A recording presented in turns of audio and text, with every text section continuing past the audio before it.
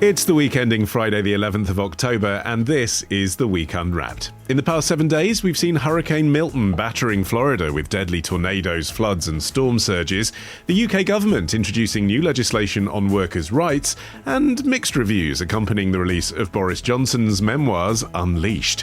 You can read all you need to know about everything that matters in The Week magazine, but we're here to bring you some stories that passed under the radar this week. Big news not making headlines right now, but with repercussions for all our lives. I'm Olly Mann, and let's unwrap the week.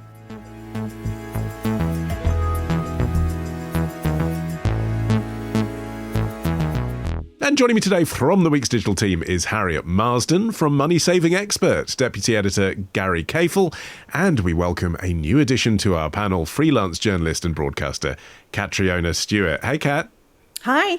Welcome. As you may know, it is traditional here for me to ask all new guests to introduce themselves to us by telling us a fact about themselves that we would not be able to deduce from a Google search alone. What have you got for us? Well, this is a bit difficult for me because for 13 years I had a twice-weekly column, so I feel like I have completely laid myself bare on the internet. But I can offer you two things. I can tell you either the weird thing I can do with my eyes, which you won't be able to find on Google, or I can tell you what happened to my hair. Oh, they're both tantalising. Let's go with hair, because I feel the eye thing is more visual and that's not fair for our audio-only listeners. Well, I was in New Orleans. I actually was in Florida just over a week ago. I'm very glad that I'm not there now. Yeah. I did a little road trip from Florida to New Orleans. And when I got to New Orleans, I went out on the town. And I ended up in a 24-hour dive bar cum laundromat, which you could go up to the bar and get a cup of quarters from the barmaid and do your laundry while you had your pint, which I just think just seems very civilised to me. But I was having a very nice time. I was exceptionally well refreshed, and there was a hairdresser's chair in the bar. Oh, yeah, like a barber's chair.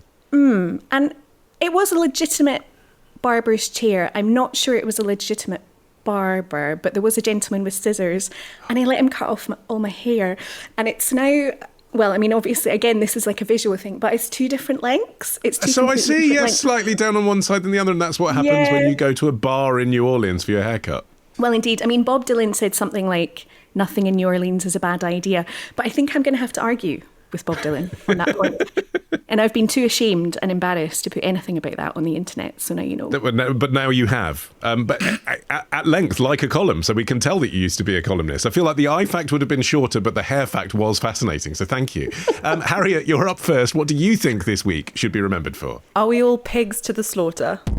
In my mind, this is something we've never seen before in terms of like combining like decimation of victims with a national security issue, with human trafficking of victims, like the crime, this whole setup that was concocted by organized crime is genius. Erin West, Deputy District Attorney of Santa Clara, talking to a recent edition of the Easy Prey podcast. Harriet, what was she talking about?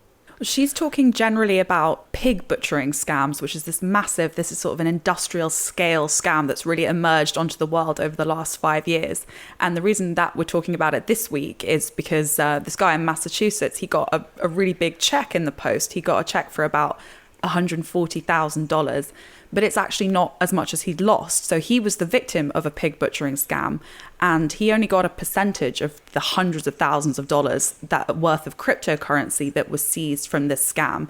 So this is what I want to talk about this week, is this new, relatively new and increasingly a massive global problem, is these pig butchering scams. Okay, I mean, I'm the grandson of a kosher butcher. I'd like to think I couldn't be taken in by a pig butchering scam, but you're going to have to explain to me what it is. Well, it's basically a combination of a kind of typical romance or friendship scam, and then combined that develops into a cryptocurrency investment scam. So the phrase comes from fattening up the pig before the butchering, essentially. No actual pigs are harmed in this scam.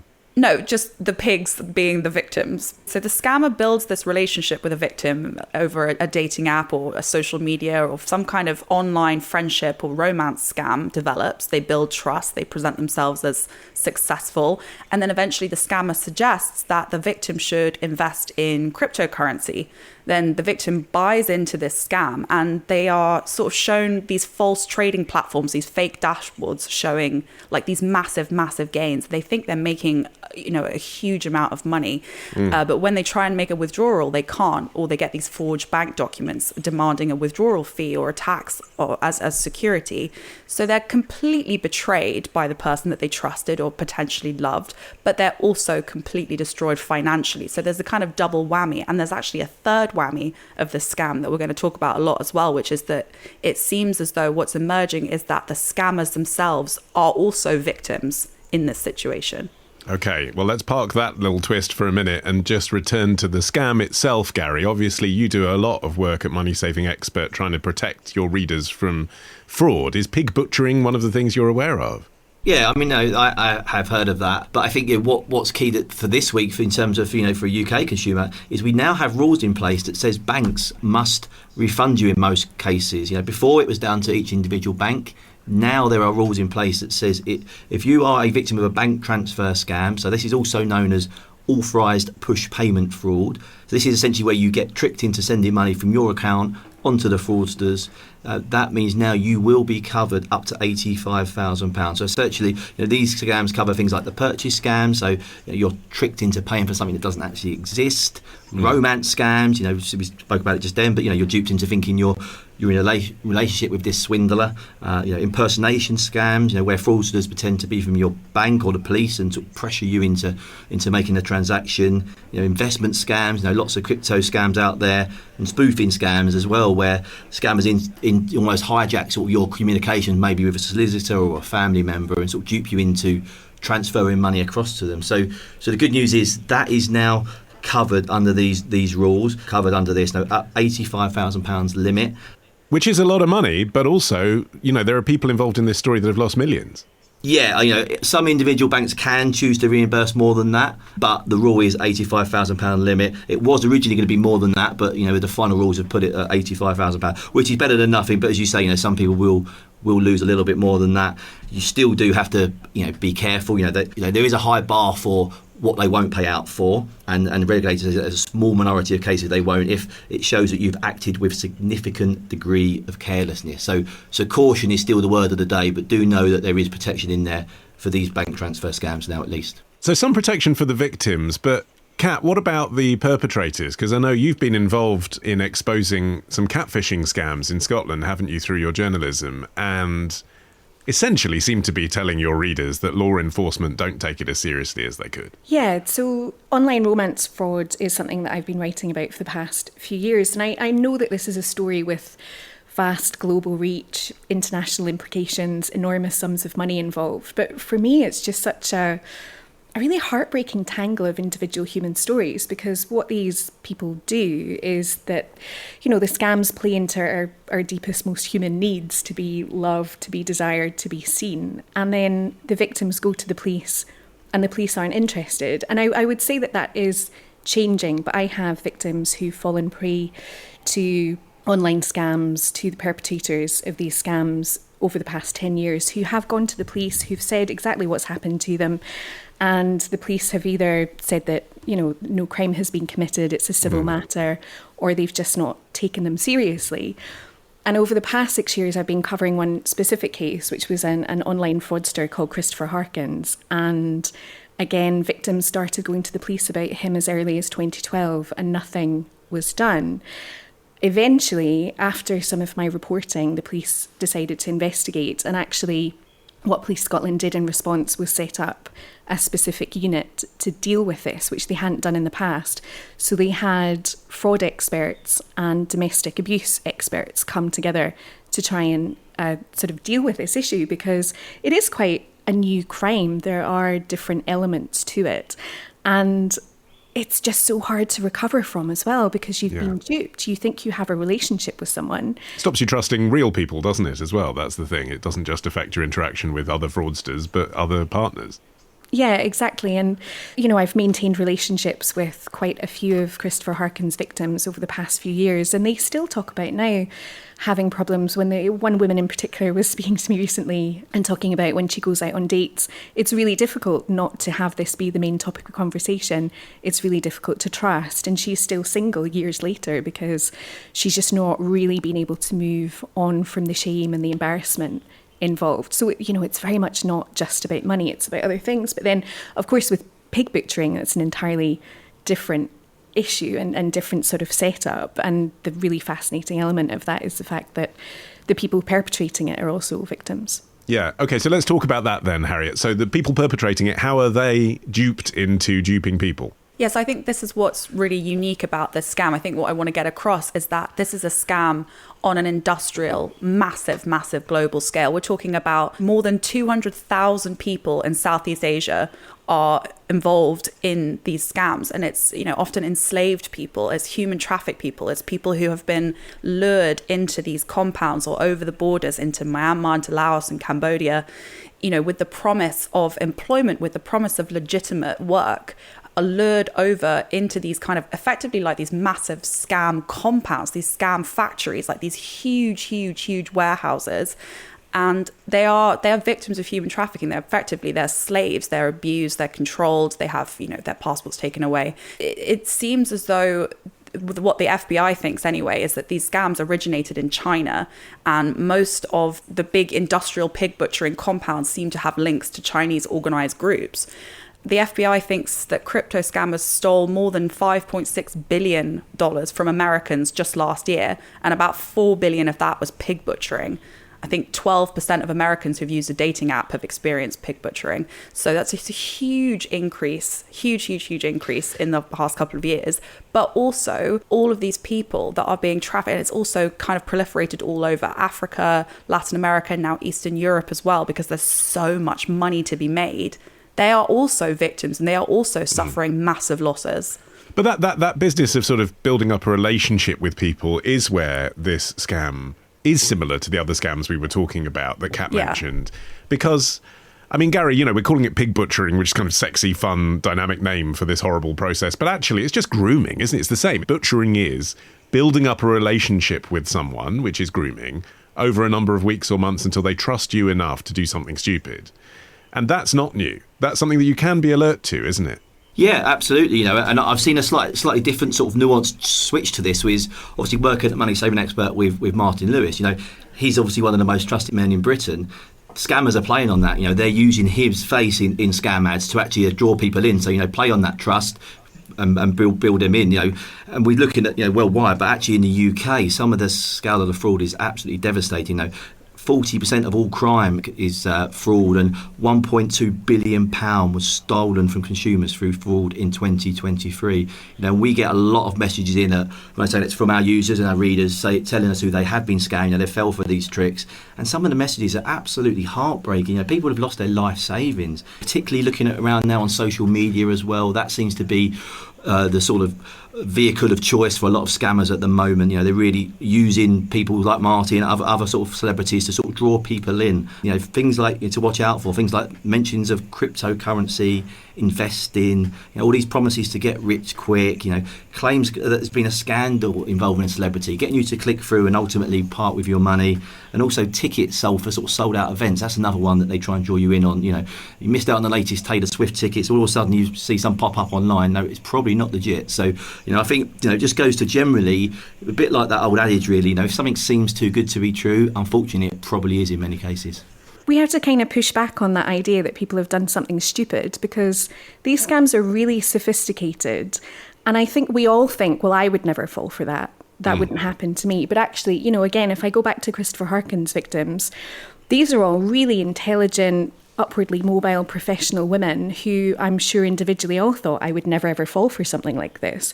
But the people who do the grooming are really, really clever. And the idea that people have done something idiotic or stupid is exactly what contributes to the kind of shame and embarrassment that stops them coming forward and stops these crimes being investigated. It's really, really brave to come forward. But also, though, Harriet, the cryptocurrency bit does surprise me, because I've never paid anyone in crypto and I'm in my 40s. Some of these victims will be in their 60s and 70s. Perhaps they've been chosen even because people think as a mark, oh, maybe they've got early dementia. Maybe I can get in there. Maybe I can confuse them. Maybe they're a widow.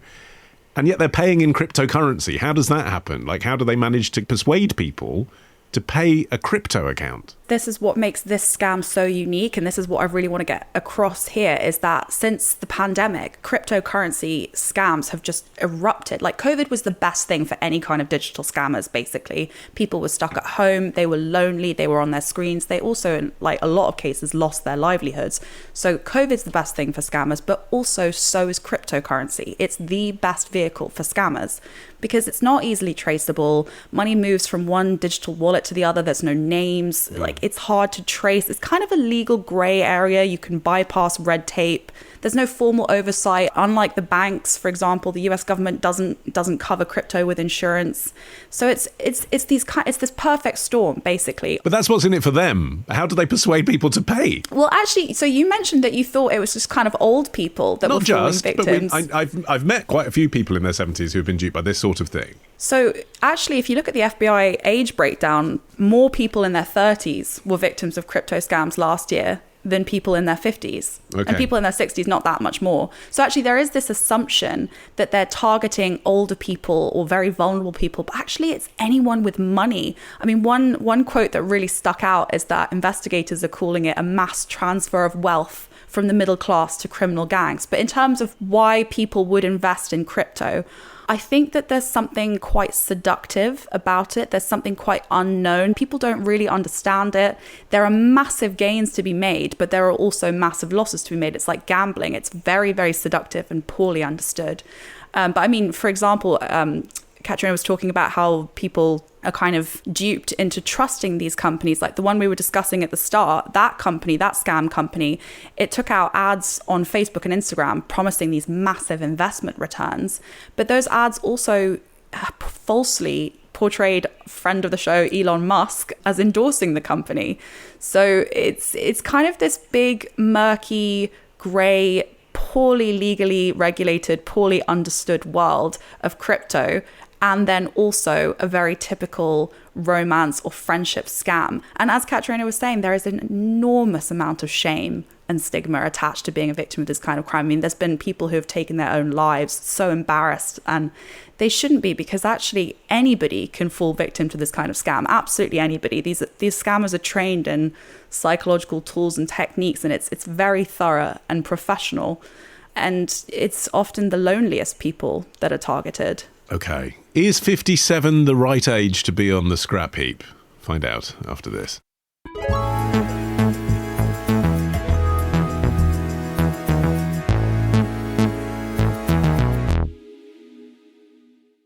All right, Catriona, your turn. What do you think this week should be remembered for? Is age really just a number?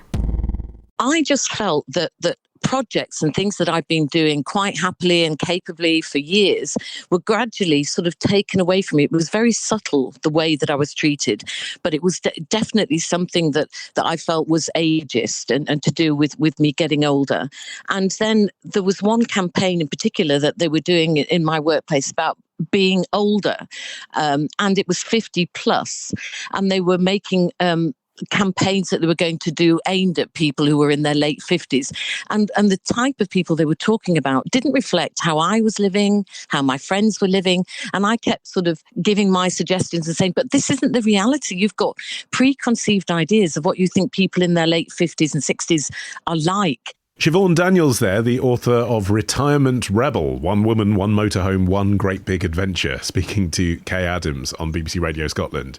On Tuesday. Kat, what's the story? Well, what I really want for this week is for it to be the week that we meaningfully start talking about and tackling ageism. So you kind of stole my punchline at the start, Ollie, but the question is, how old is thought to be too old to be in the workplace? And the answer to that comes from new research that's found that nearly half of recruiters think that applicants become too old to be considered for a job at the age of 57, which is nuts, right? 57. So the survey looked at 750 HR departments and spoke to 4,000 workers.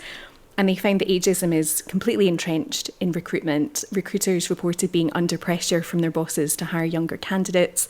Nearly 2/3 said that they make assumptions about candidates based on their age. And quite a few would-be employees said that they'd been explicitly rejected from a job due to their age.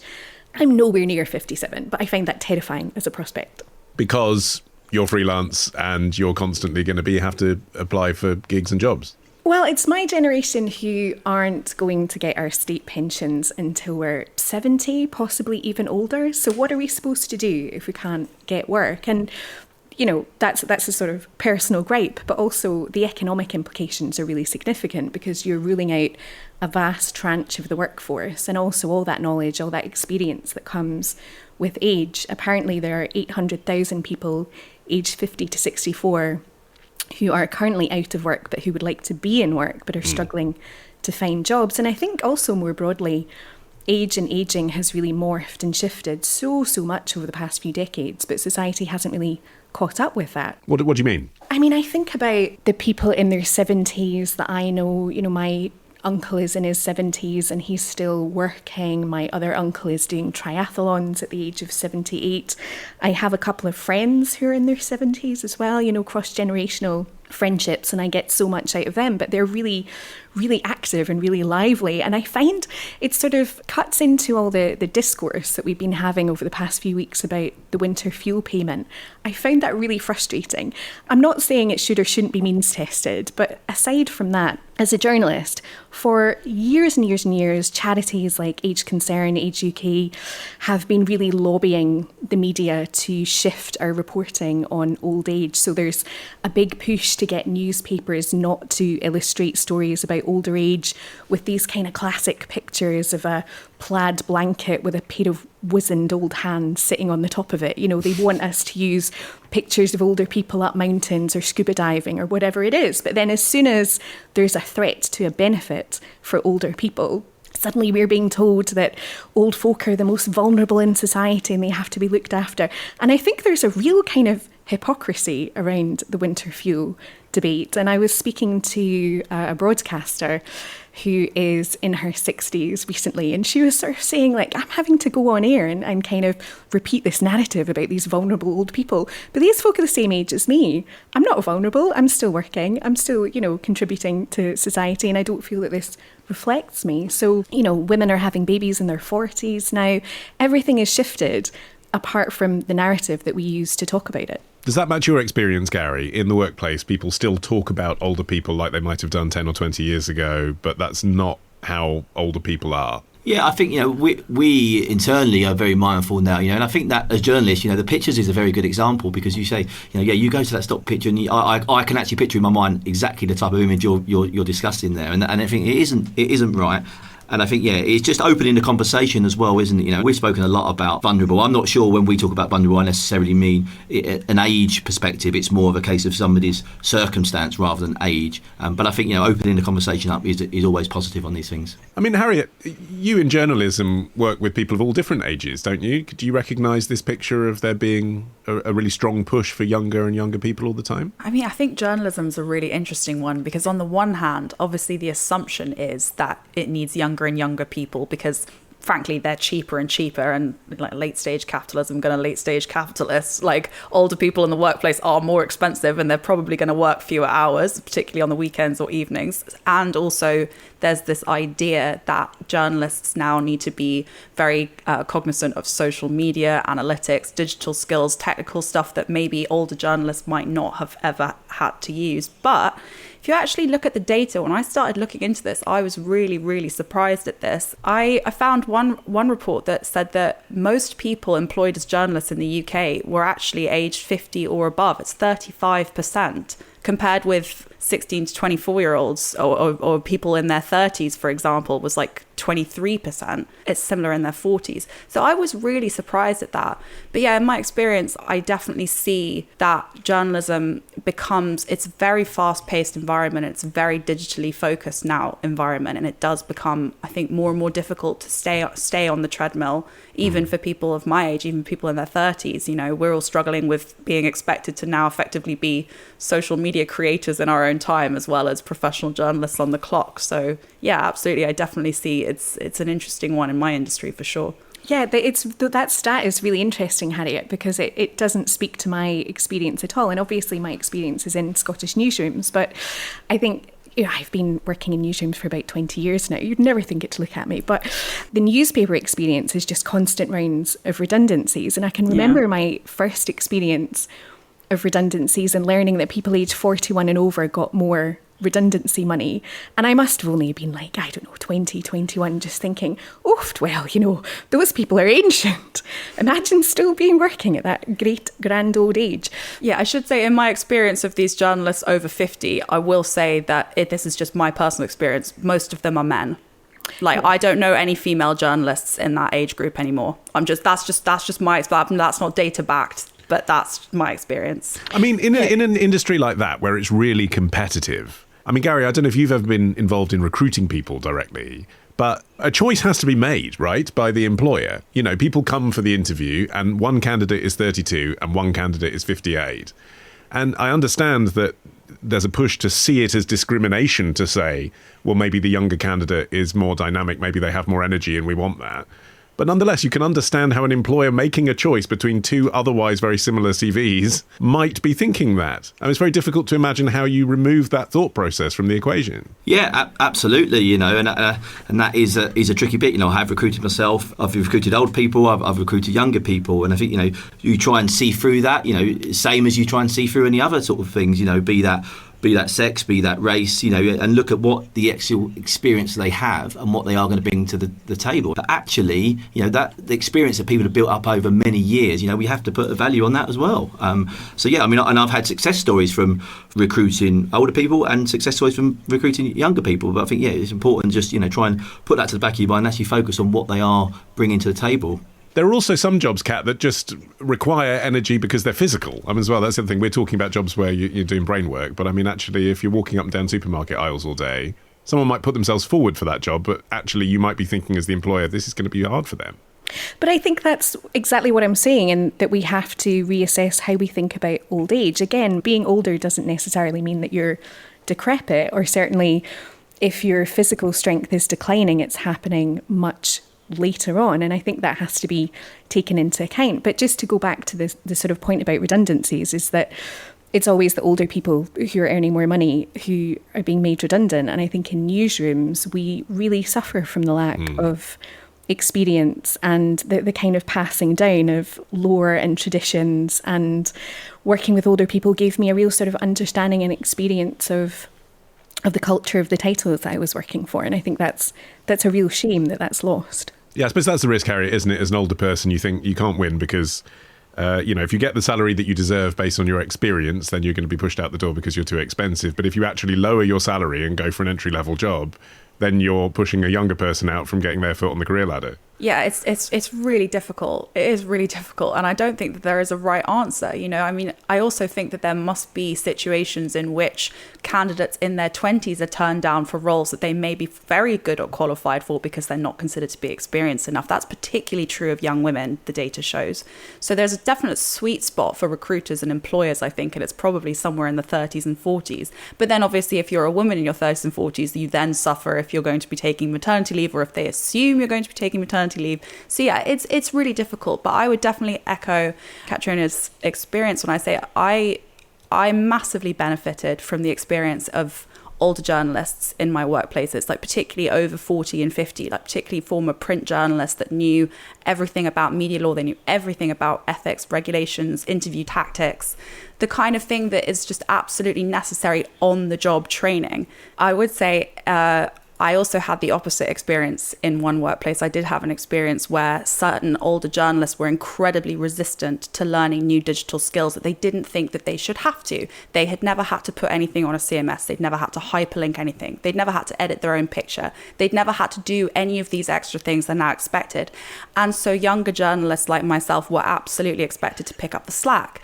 That is also really difficult, and that creates a lot of unnecessary intergenerational resentment, on both sides. And I think, it's incredibly difficult. I just don't think that there are any simple answers to any of it. No, I'm going to do a really, really shameless name drop here, but I was in the pub a couple of weeks ago with Ruth Davidson and Kirsty Wark and Beth Rigby, and that's three shameless name drops. It was 3 shameless name drops in one, and Harriet Harman as well. What is this pub? It was quite the night out. And Kirsty Wark was talking about stepping back from Newsnight, and she was saying that one of her motivating factors for doing that was to create space for younger women coming up. She said, but after 40 years, that's quite a unique example, isn't it? Well, exactly. I mean, it is a unique example, but it is also, is she going to ring fence that job for a young woman, or is it just going to go to young man? But it is, I mean, that is something that I've been giving a lot of thought to over the last couple of weeks. Her direct quote was, they have to free up the pipeline for young talent coming up. And it's interesting that as women, we think about that and we talk about that. I'm vice chair of Women in Journalism Scotland, and it's something that we talk about quite a lot. But is Kirsty Ward stepping aside for a young man to come in and get that job instead? But do men have these conversations? Do men think about the career prospects? Well, Gary, you're a man. Let's have the conversation. If we do change things, or if, I guess, things evolve so that there are more over 50s in the workplace, what do workplaces need to do to accommodate that change? I mean, I think the key is flexible working. There was a report recently from the Flexible After 50 report that says actually 3/4 of the over 50 workforce would like to have more flexibility, and found nearly 72% of over 50s were seeking flexible work, essentially to achieve a better work-life balance, and a third of those citing caregiving responsibilities and just that desire for more personal time. So I think, it's workplaces being flexible to those. I think coming out of COVID, I think we've seen a bit more of that generally, and I think this is quite important to the over 50s, but everybody now. I don't think we're in a world now where office-based work has to be done 5 days a week in the office. I think most businesses now are more flexible, and I think we went through that period of COVID and realised that actually there's a little bit more to life than troping in on the train every day. Inevitable delays. Then walking to the office and then having inevitable delays on the way home, not seeing the children, not seeing the wife, and not having any time for yourself. So I think, generally flexible working is the way forward for all of the workforce, but particularly as over 50s who have maybe more responsibilities than the younger. Yeah, but that's definitely not as good for the younger workforce, though. I mean, that's the thing that I think gets lost in these conversations about work from home, is it's all well and good to say that you want to work from home if you've a spare room or an office, or you've got like a nice, comfortable setup at home. It's not so good if you're in a flat share in a city, or if you're a young person in your 20s, let's say, and you're trying to learn your career and you're trying to learn your trade on the job. It's absolutely devastating for those age groups. And I mean, just even on a personal level, I often go into the office and I'm the only person there from my team. I don't understand what the point of that is, but I think the nuance of how different workplaces and different hiring strategies are impacted by different age groups is often lost in these debates. And I don't think, especially after the pandemic, I don't think it's easy for any age group. All right, well, I suppose if you're the only one in the office, then you're simultaneously the youngest and the oldest person there. So I suppose it's quite hard to measure whether you're being discriminated against. We're going to talk electricity with Gary after this.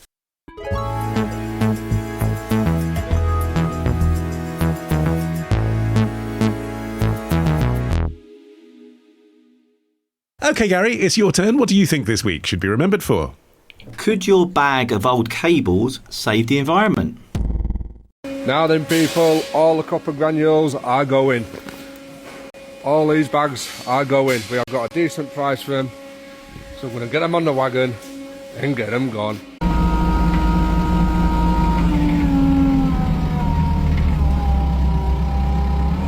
Now the wagon is loaded up to its limit, what it can carry, so let's get it gone. Yeah, boss. The sound of Halifax Metals Limited there, everyone's favourite TikTok account, showing off their copper granules that are off to market on Tuesday. And they did probably get a decent price for them this week, Gary. I dare say they would have done, yeah. So, this week scientists have called for people to go urban mining. And that's because a study found that old cables, phone chargers and other unused electrical goods thrown away or, stored in your cupboard or your drawers could help stop a looming copper shortage. Now, we're probably all very guilty of having a drawer packed full of cables. I've broken electrical items up in the loft. I certainly know that I'm guilty of that. So we're all being asked now to route around our homes, take out these cables and unused electrical goods and take them to recycling centres. So why? Well, this campaign by Recycle Your Electricals found that the UK has 1.3 billion unused or broken electricals in homes, including 627 million cables. So this could hopefully mitigate the problem we're facing where growing demand for copper far outweighs supply. So the survey says actually 30% of the copper needed for the UK's planned transition to net zero could be accounted for if people just recycled what they already have. Okay, just to spell that out for us, why do we need more copper for the transition to net zero? So essentially, we use copper so much in helping with our renewables. So the things like, copper's vital for stuff like electric vehicles, wind power, solar panels. Also, we're mixing at the moment with a shortage because the easy to extract copper deposits had actually already been mined out. So you couple that with the increased demand, it's clear that we've got a bit of a shortage there. And the Critical Minerals Association tell us 20% of copper is found in cables contain 20% of copper. When we're all throwing away an average of 23 cables, according to this survey, which seems crazy. I mean, I've not dug around in my drawers yet, but I will do, and perhaps I'll report back to you. But, that's a staggering amount that could make a big difference. I mean, this is very relevant to me, this story, Harriet, because I didn't have so much a drawer full of cables as I would call it a shrine. I had like an enormous cupboard full of cables. And actually, as it happens, about 3 weeks ago, because I've recently relocated my home studio, so I'm now actually in my house. I didn't used to be. I used to rent a room. And in the process of doing that, I thought, right, I cannot look at these cables anymore. I'm never going to use them. I'm going to take them to the dump. I wasn't really thinking about recycling, but as it turns out, my local dump is a recycling centre. And I think they are going to recycle them and strip the copper. But there was nothing there to make me feel good about it. There wasn't a big sign saying, put your plugs here and we're going to turn it into the copper that's going to help Britain through the net zero target. There was nothing. I mean, I was just standing in the rain with a man in a yellow high-vis pointing, going, over there. Well, you don't have to see every good environmental deed through the myopic lens of your own self-fulfillment, Ollie. Like, come on. You're saying revelatory things. I'm afraid that is how I'm hardwired. Do you know what? Actually, I'm really embarrassed about this story. I'm really, really embarrassed because I did not know that you could recycle cables. I didn't know that you could recycle batteries, light bulbs. I've been chucking them all away. Do they just go in the bin? What? Yeah, well, this is what I mean. All this time. I know. I'm so embarrassed. I'm so sorry. And I thought that I was like fairly clued up about this stuff. I had no idea. So that's like down one for me this week. Yeah, you're supposed to recycle them, but you're specifically not supposed to put them in the bin because they can leak chemicals into the ground. Yeah, see, now I'm going back to my drawer of doom. And also, this is the thing that I thought was really funny about this study, though, actually, like telling people to recycle what's in their kind of drawers of doom.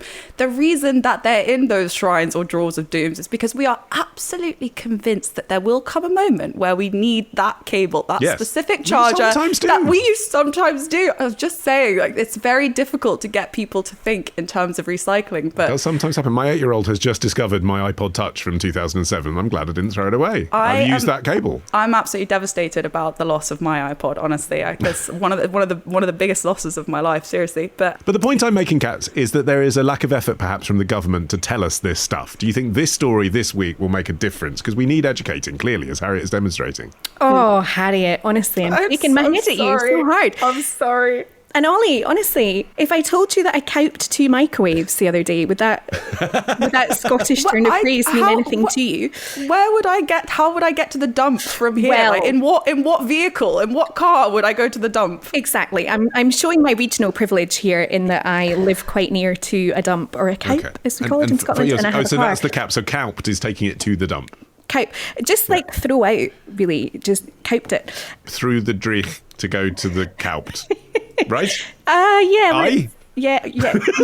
Okay, yeah, let's go with that. I mean, I don't really have a drawer of doom because I think I have some kind of terrible attachment, like quite a unique attachment disorder, in that I upgraded my phone last year from an iPhone 3. I got an iPhone 3 in 2008 and I kept it until last year because it worked, right? So why would I get rid of it?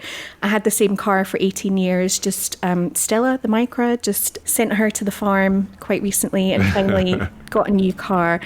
But I love recycling things. I think it's really important. And I mean, obviously there is that sort of very kind of individual tension about personal responsibility. As with all environmental things, we get upset about using plastic straws, but actually we need political change and societal change at mass levels. But I think it is really important to disseminate these messages because this is something that I know inside out and backwards and had just assumed that everybody else knew inside out and backwards. But Harriet has proven me wrong. Well, look, even if you don't want to live under the halo that Catriona clearly does carry, from your position of money-saving expertness, or expertise, I suppose I should say, the cost of all electricity will go up otherwise, won't it? Or electrical goods, I guess, if there isn't enough copper in the supply chain. So you're saving money for everyone by recycling the old stuff too.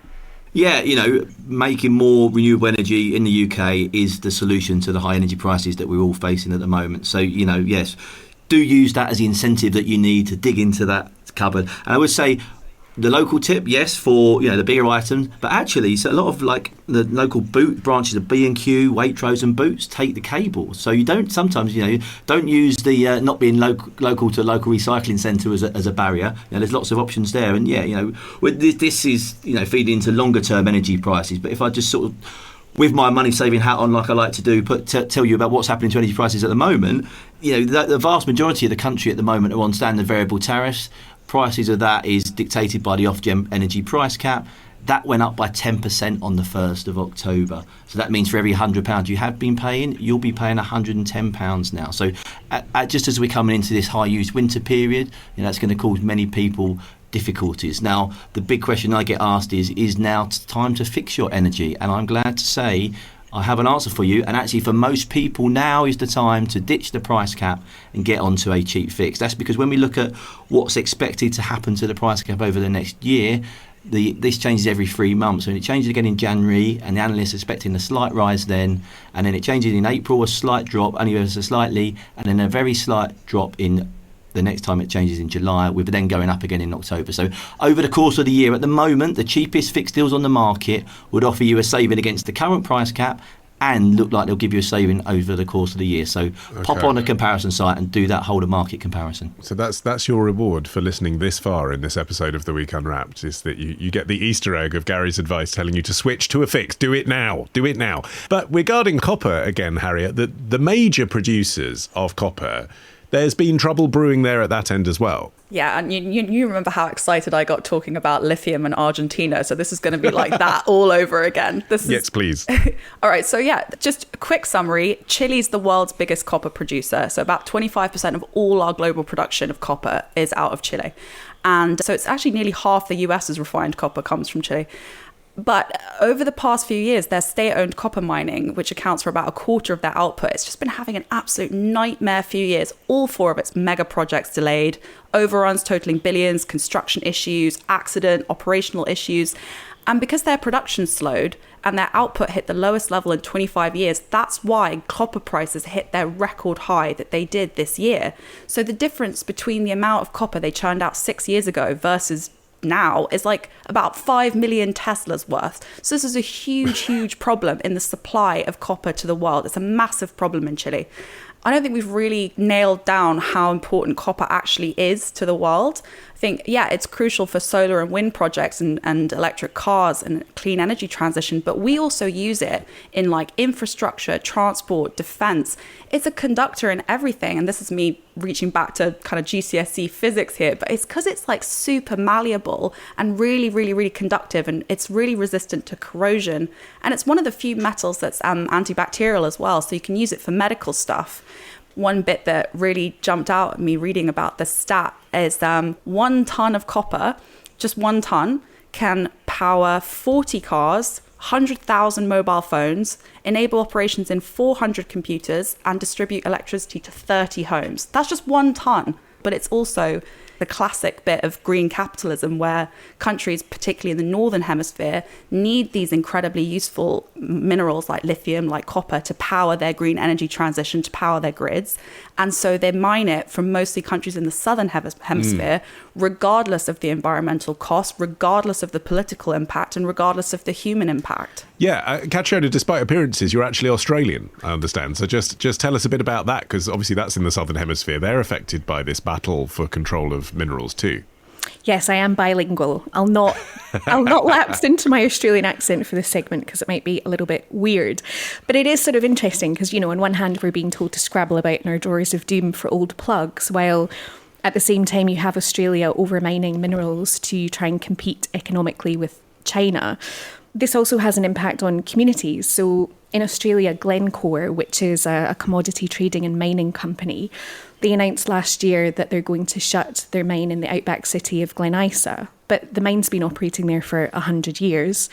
The company is saying that the mine's reached the end of its life. They've now drilled down 2 kilometres underground, and the copper ore now is too low grade to be used. But this is an outback city of 18,000 people.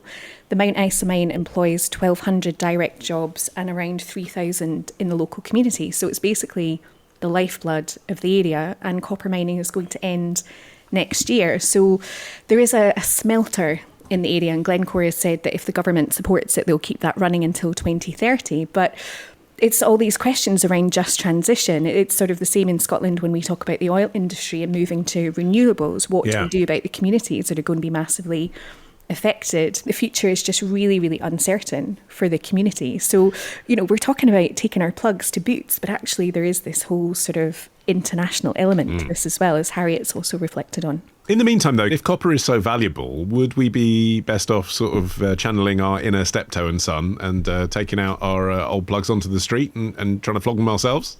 You can definitely flog copper pipes on the sly. Not that I would know anything about that.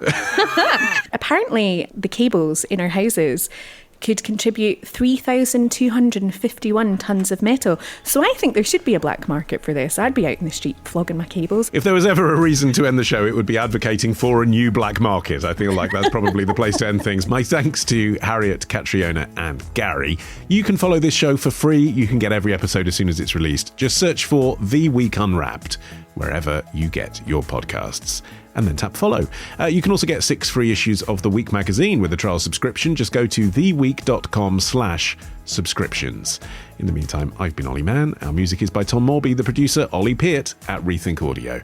And until we meet again to unwrap next week, bye-bye.